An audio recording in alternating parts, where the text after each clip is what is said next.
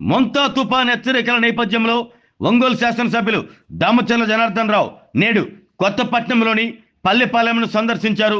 తుఫాన్ నేపథ్యంలో పల్లెపాలెంలోని మత్స్యకారుల్ని వారి బాగోగులను అడిగి తెలుసుకున్నారు.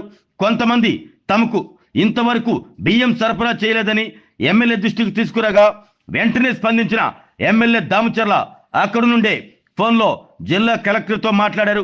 గత 3 రోజుల నుండి వర్ష ప్రభావంతో ఇక్కడ ప్రజలు ఇబ్బంది పడుతున్నారని, వారికి ఇంతవరకు బియ్యం ఎందుకు సరఫరా చేయలేదంటూ అడిగారు.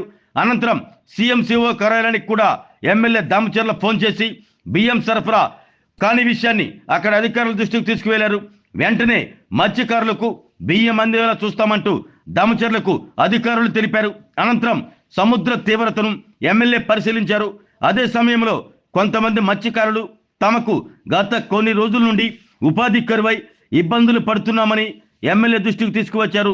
స్పందించిన ఎమ్మెల్యే దామచర్ల వెంటనే అక్కడ ఉన్న కోస్ట్ గార్డు పోలీసులతో మాట్లాడారు. తమిళనాడుకు చెందిన పెద్ద బోట్లు వచ్చి ఇక్కడ వేట సాధించడం వల్ల ఇక్కడ మత్స్యకారులకు కొంత ఇబ్బంది కలుగుతుంది అని దామచర్ల దృష్టికి తీసుకువచ్చారు. తమిళనాడు నుండి పెద్ద బోట్లు ఇక్కడ వేట సాగించకుండా ఉండేలా కేంద్రంతో మాట్లాడుతానని ఎమ్మెల్యే దామచర్ల జనార్దన్ రావు మత్స్యకారులకు భరోసా ఇచ్చారు. ఎమ్మెల్యే వెంట వడా chairman Sheikh Riyaz, Ongole RDO Lakshmi Prasanna, Ongole DSP Raipati Srinivasarao, జిల్లా మత్స్యశాఖ అధికారి శ్రీనివాసరావు, ఒంగోలు నగర తెలుగుదేశం పార్టీ అధ్యక్షులు బండారు మదన్, జిల్లా కోశాధికారి పల్లపొత్తు వెంకటేశ్వర్లు తదితరులు ఉన్నారు.